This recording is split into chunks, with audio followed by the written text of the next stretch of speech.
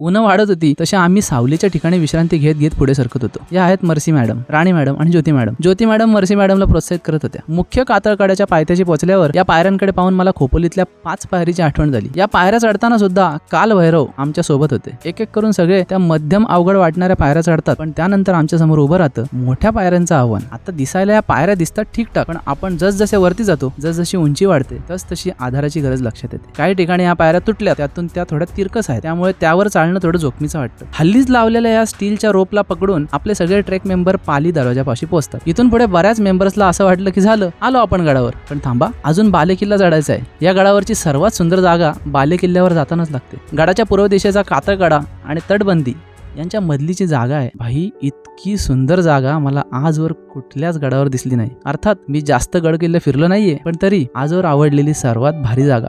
गडाच्या याच बाजूला पाण्याचे 3-4 टाके, कातळात कोरलेल्या वैशिष्ट्यपूर्ण खोल्या, कोठारे वगैरे पाहण्यासारखं आहे. याच कातळात श्री मोरया म्हणजे गणपतीचं एक सुंदर शिल्प कोरलंय, जे पूर्वमुखी आहे. इथे झाडाझाडांमधून जाणारी सुंदर पायवाट आहे आणि त्यांच्या आजूबाजूची जागा कॅम्पिंगसाठी अगदी सुयोग्यच आहे. इथे खरंच वस्ती केली जाऊ शकते, हे मात्र खरं. ना पाण्याची कमी ना सुरक्षेची. आता वाटलं इथून पुढची वाट सोपी असेल, पण पुढे आमच्या वाटेत येते अजून एक खडी चढाई.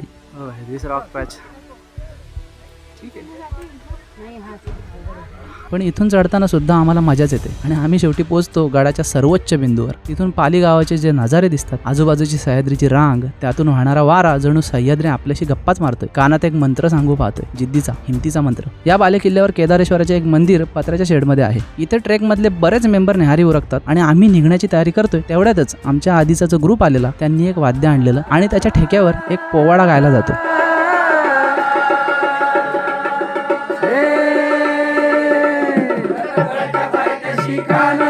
प्रतापगडच्या पायथ्याशी खान, प्रतापगडच्या पायथ्याशी खान, आला बेगवान त्याला गाण, शिवाजी राजाच्या करामतीची, शिवाजी राजाच्या करामतीची. तो जो अनुभव होता त्याचं मी शब्दात वर्णन करू शकत नाही. त्यांच्यासोबत गाताना अंगावर एवढे शहारे येत होते, स्वर्गवतच सगळं. लल्ला म्हणाला, चला आपल्याला परतीच्या प्रवासाला लागायला हवं, नाहीतर आपण यांच्यात रमून जाऊ. पोवाडा संपतो आणि आम्ही तिथून निघतो. उतरताना परत एकदा जीव मुठीत घेऊन पण ते थ्रिल अनुभवत सगळे उतरतात. उतरताना मात्र या पायऱ्यांचं इतकं भय वाटलं नाही. सगळ्यांना भुका तर लागलेल्याच, पण महत्वाची गोष्ट म्हणजे ऊन एवढं भयंकर लागत होतं, चेहऱ्याला सनबर्न व्हायला लागला. पाणी संपत आलेलं. खाली उतरून सर्वांनी जेवणाचा आस्वाद घेतला. आयोजकांनी खूप चांगली सोय केलेली, यात दुमतच नाही. जेवण झाल्यावर आमचा परतीचा प्रवास सुरू झाला. पुन्हा एकदा नवीन ट्रेकची स्वप्न पाहण्यासाठी बरेच मावळे जेवून दुपारच्या झोपेत गडून गेले.